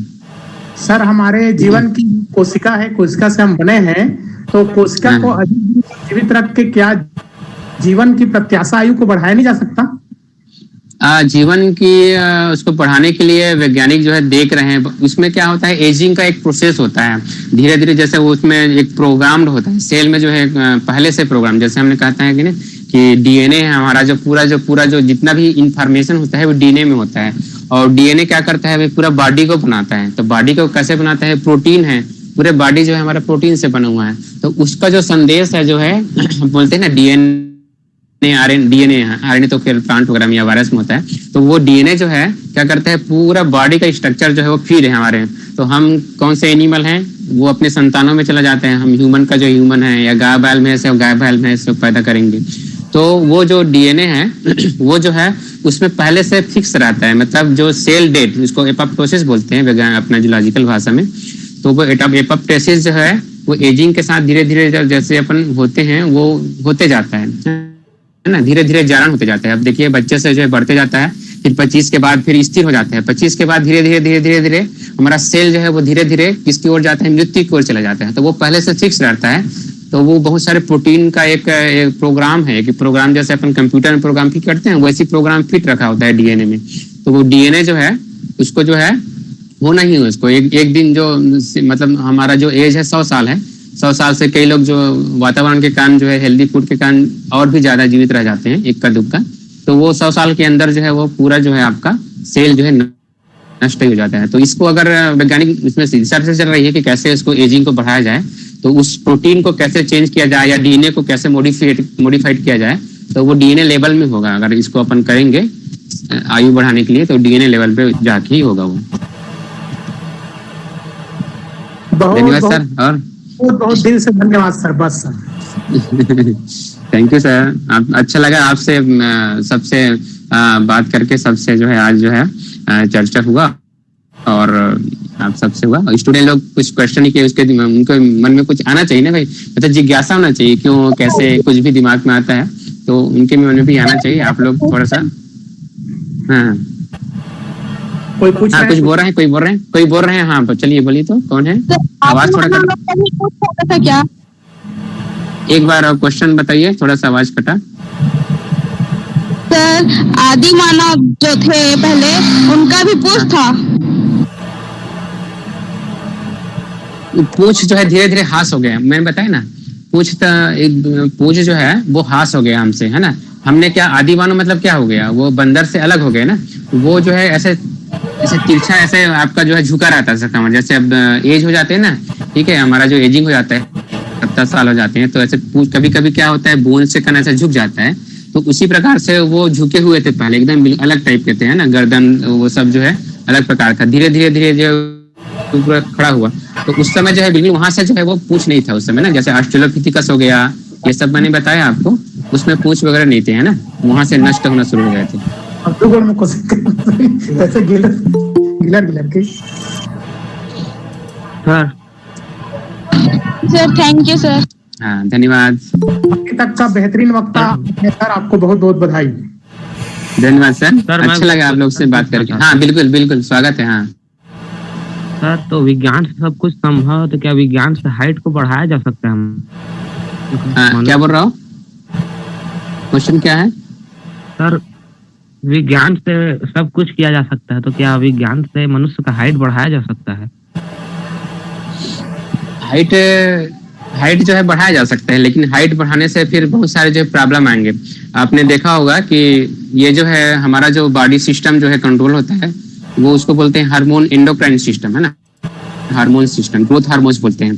तो हमारा जो रिलीज करता है आपका पिट्यूटरी ग्लैंड से जो है आपके जो T3 जो है T4 जो है आपका जो इसको बोलते हैं अपन ग्रोथ हार्मोन्स, है ना, ठीक है, थायराइड से निकलता है। तो वहां पे कभी कभी एबनॉर्मल हो जाता है, इसलिए आपने देखा होगा सबसे जो लंबा जो है चीन में है, यानी 8 फीट का आदमी है, और आपके इधर इंडिया में भी है 7 फुट 8 फुट के आदमी रहते हैं। तो या फिर कभी कभी ग्रोथ हार्मोन निकलता नहीं है ना, तो आपने देखा होगा एकदम छोटी सी, नाम या भी याद नहीं आ रहा है मेरे को, दोनों नाम मिस गए, इंडिया में है वो छोटी सी एकदम बिल्कुल एकदम 3 फीट की एक लेडीज है, एकदम दुनिया की सबसे छोटी, और सबसे ऊंचा जो है आपका चीन का एक आदमी। तो वो आदमी का आप देखिए, मिलिए, उसका अनुभव जानिए, तो हाइट जो है वो 8 फीट का है, उसको बहुत सारे प्रॉब्लम होते हैं, उसको जो है चलने फिरने और बॉडी को संतुलन रखने, इतना बोन उसका बड़ा हो जाता है कि पूरा जो सिस्टम जो है ना वो उसको बहुत ही तकलीफ होता है ना, उसको तो बैठना उठना सब मुश्किल हो जाता है। तो उतना हाइट बढ़ा के आप क्या करोगे? जितने भी महान पुरुष हुए हैं अपने पूरे विश्व में, इंडिया में, विश्व में कहीं भी हो, बिल्कुल जो है वो 5 फीट 5.5 फीट ही। आप देख लीजिए नेपोलियन को देख लीजिए, आप जो है महात्मा गांधी को देख लीजिए, इतने भी जो जितने भी लीजेंड आदमी है वो एकदम 5.5 फुट, इतना लंबे नहीं थे, एकदम छोटे थे, है ना, ठीक है। तो वो उसको संभव है, आप जो है इंजेक्शन लगाइए हार्मोन्स का, आप बढ़ जाओगे, लेकिन आपके लिए वो क्या हो जाएगा, नुकसानदायक हो जाएगा। इसलिए जो है प्रकृति में आपको दिया है, उसी में खुश रहिए। नॉर्मल जो है 5 फीट से लेकर 6 फीट तक इंडिया में होता है, और अब जो है आदमी का जो है एज से, है ना, आदमी का जो काम करता है ना उसके एज से होता है, आप कितने हाइट को, आप कितने सुंदर हो, ये सब नहीं होता। सुंदरता जो है आपके मन में होना चाहिए, आपके विचारों में होना चाहिए। तो आप देखिए कितने शानदार आदमी बनते हैं, है ना।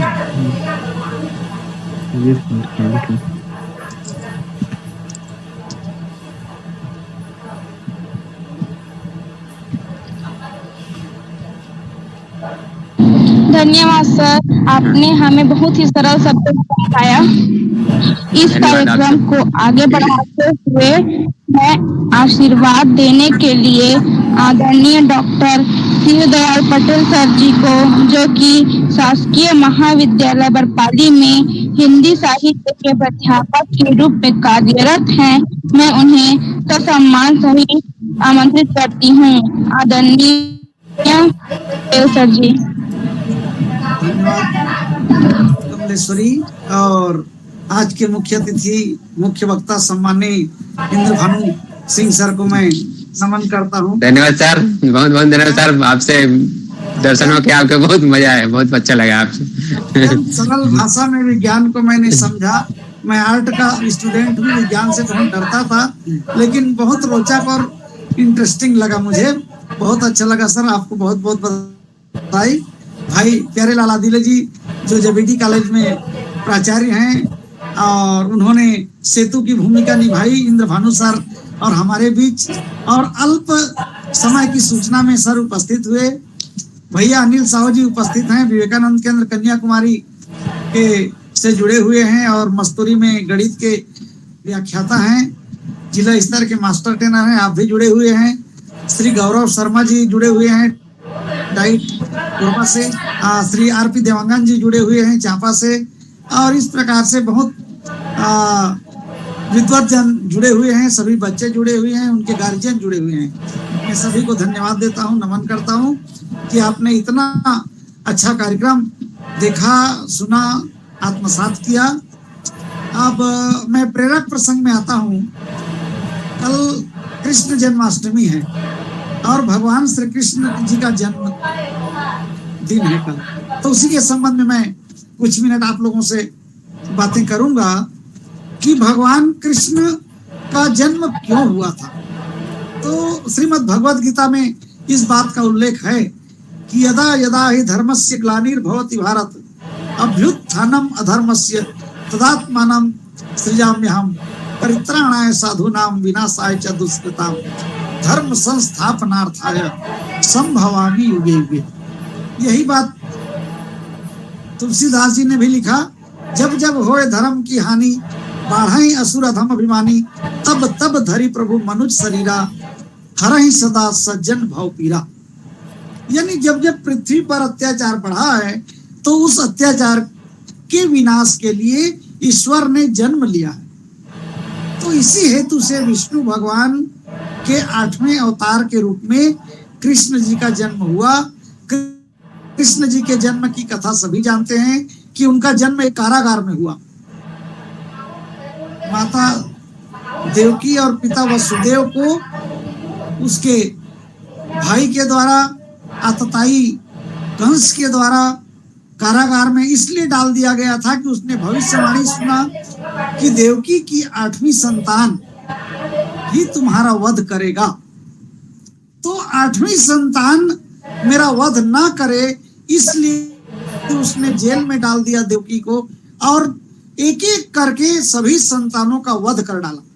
जब 8वीं संतान के जन्म का समय आया तो सारे प्रहरी सो गए, बेड़ियां खुल गई, कारागार के दरवाजा खुल गए और वसुदेव जी ने एक टोकरी में रखकर नंद बाबा के घर ब्रज में जाकर उस बालक को नदियां पार करके पहुंचाया और वहां जो बच्ची जन्म ली थी उस बच्ची को लेकर पुनः कारागार में आ गए।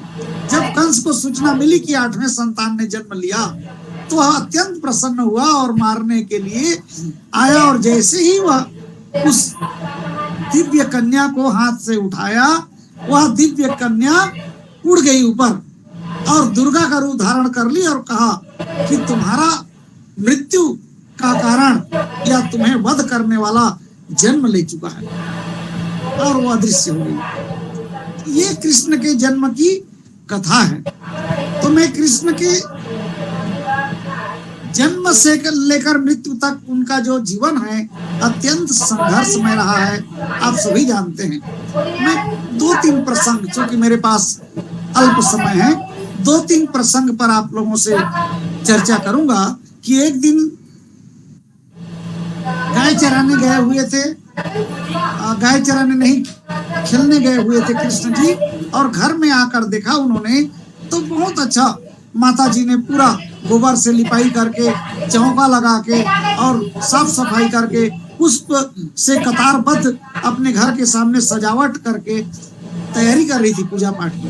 तब श्री कृष्ण ने पूछा कि माता जी आज क्या है, आज कोई त्योहार है क्या, आप बहुत अच्छा सजा रही हैं। तब उसने कहा कि बेटा आज इंद्र की पूजा है, हम इंद्र की पूजा करेंगे। तब कृष्ण ने पूछा कि इंद्र की पूजा आप क्यों करते हैं, इंद्र तो हमें कुछ देता नहीं। तब माँ ने कहा कि बेटा ये इंद्र जो है वर्षा के देवता हैं, इंद्र के कृपा से ही बारिश होती है और हमारे खेत खलिहान फल से होते हैं और हम लोग उस अन्न को खाते हैं। तब देखिए कृष्ण ने बाल्यावस्था में सामाजिक कुरीति और अंधविश्वास का विरोध कैसे किया और पर्यावरण संरक्षण को कैसे महत्व दिया। कृष्ण ने कहा कि आप जितनी बातें कही वो अवैज्ञानिक है, उसमें सत्यता के अंश नहीं है, अंधविश्वास। क्योंकि वर्षा इंद्र के द्वारा नहीं होती, अपितु वर्षा पेड़ पौधों के द्वारा होती है। क्योंकि ब्रज का जो ये पर्वत है गोवर्धन पर्वत, इस पर्वत में इतने पेड़ पौधे हैं कि जब बादल उड़ते हैं तो बादल को पेड़ पौधे आकर्षित करते हैं, इसीलिए बारिश होती है। और गोवर्धन पर्वत में हमारे गैया चरने जाते हैं, हमको फल फूल मिलता है, हमको जड़ी बूटियां मिलती हैं, तो इंद्र के पूजा करने की बजाय आपको गोवर्धन पर्वत की पूजा करनी चाहिए। ये कृष्ण ने बाल्यावस्था में माता यशोदा से कहा।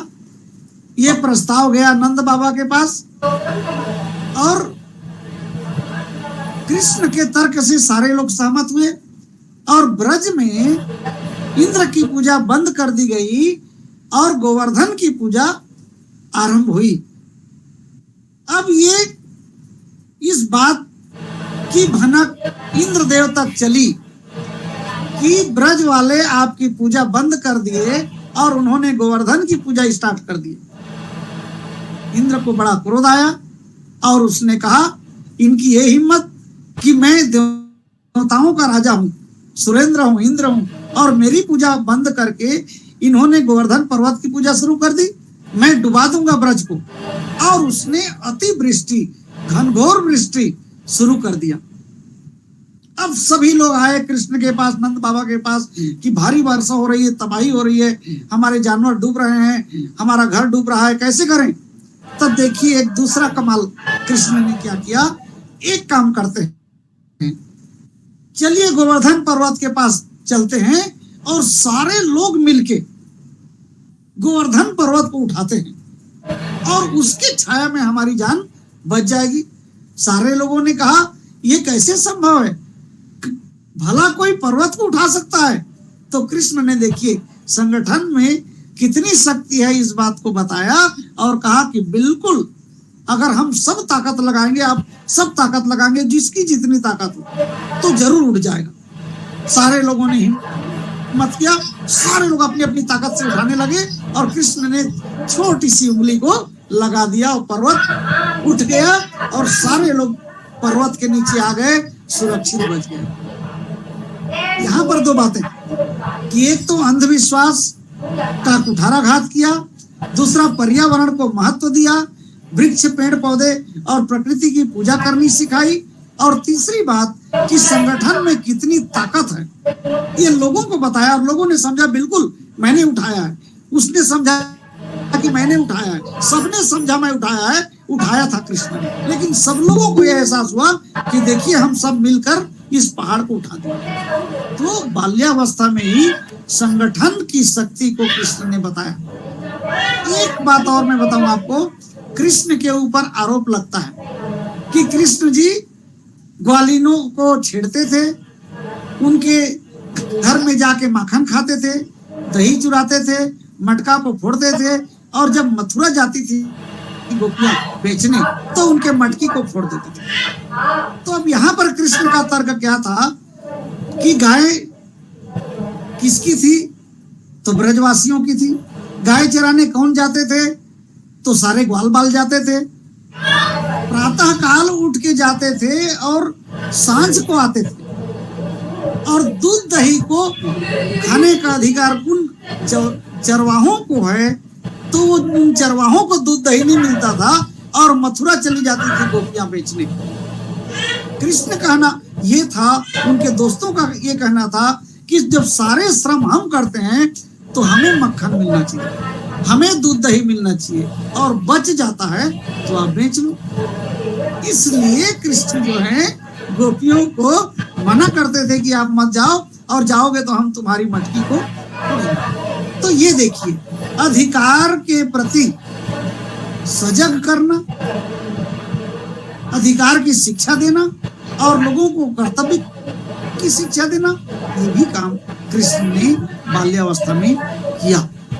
जहां पर संकट आता था वहां पर कृष्ण आगे आते थे, यानी लीडरशिप की भावना उनके अंदर थी।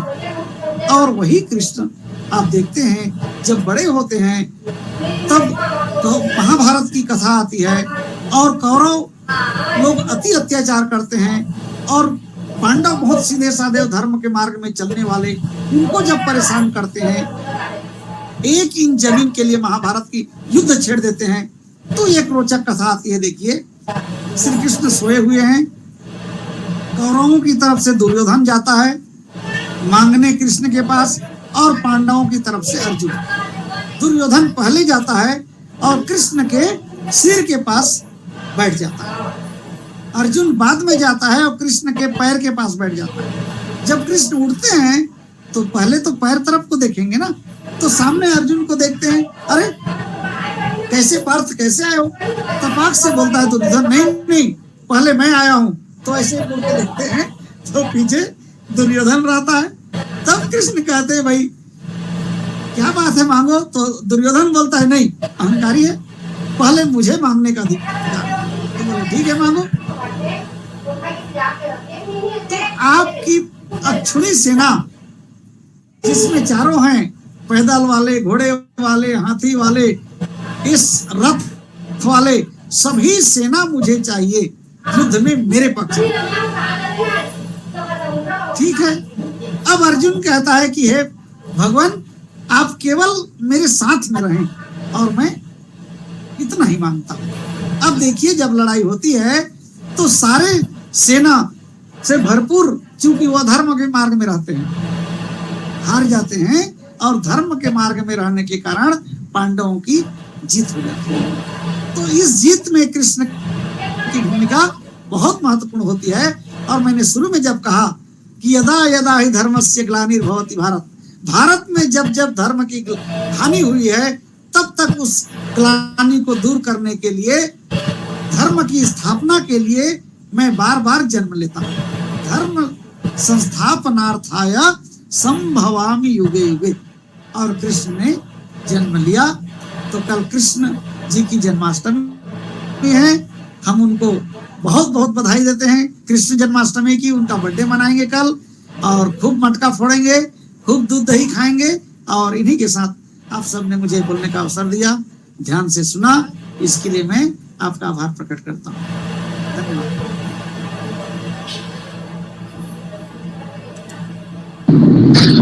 धन्यवाद पटेल सर जी, आपने हमें बहुत ही अच्छी जानकारी प्रदान किए।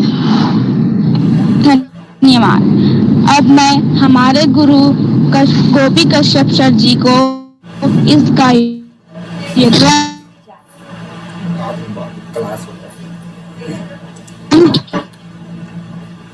के समापन हेतु आमंत्रित करना चाहूंगी। आदरणीय गोपी सर जी। जी धन्यवाद कमलेश्वरी। मैं मुख्य रूप से आज के हमारे मुख्य अतिथि प्रोफेसर इंद्रभानु सिंह कंवर जी सर जी एवं डॉक्टर प्यारेलाल आदिले सर, आदरणीय पटेल सर, आप सभी का मैं बहुत बहुत धन्यवाद करना चाहूँगा कि आपने बहुत अच्छी जानकारी हमें सरल शब्दों में प्रदान किया। कंवर सर जी ने हमें विज्ञान के उत्पत्ति के बारे में बताया, जिसमें सर ने इतनी सरलता से बच्चों को, मुझे लगता है कि उनकी एक यूनिट ही खत्म कर दी पूरा। कक्षा 9वीं में जो है विज्ञान का उद्भव एवं विकास, उसको पूरा सर ने बता दिया। और आदरणीय प्यारेलाल आदिले सर जी ने भी हमारा मनोबल बढ़ाया, हमारे जो कार्यक्रम है उसमें आपने सहभागिता निभाई और हमें बहुत अच्छा लगा। मैं आपका बहुत बहुत आभारी हूं सर। साथ ही आदरणीय मेरे गुरुदेव डॉक्टर शिवदयाल पटेल सर का बहुत बहुत धन्यवाद। सर आपने सरल शब्दों में एक कहानी के माध्यम से बच्चों को बहुत अच्छी जानकारी बताई। पर्यावरण संरक्षण, संगठन, अंधविश्वास और साथ ही अधिकार के प्रति सजग, कर्तव्य निभाना, ये सब आपने एक सरल कहानी के माध्यम से हमें समझाई। मैं इसके लिए आपका बहुत बहुत धन्यवाद करता हूं सर, और सहृदय से धन्यवाद पुनः देता हूं और हम आपके आभारी हैं। साथ ही आज के हमारे कार्यक्रम में उपस्थित आदरणीय अनिल भैया सर और अन्य आए हुए महाविद्यालय से शिक्षक, प्रोफेसर, आप सभी का मैं आप सभी का मैं हृदय से धन्यवाद देता हूं। और मेरे प्यारे छात्र छात्राओं, मुख्य रूप से आज के संचालनकर्ता कमलेश्वरी साहू और सुमधुर गीत प्रस्तुत किया आदर्श पटेल, आप सभी का बहुत बहुत धन्यवाद। सहृदय से आप हमारे कार्यक्रम में आए, इसके लिए पुनः ही आपको धन्यवाद, प्रणाम, नमस्कार।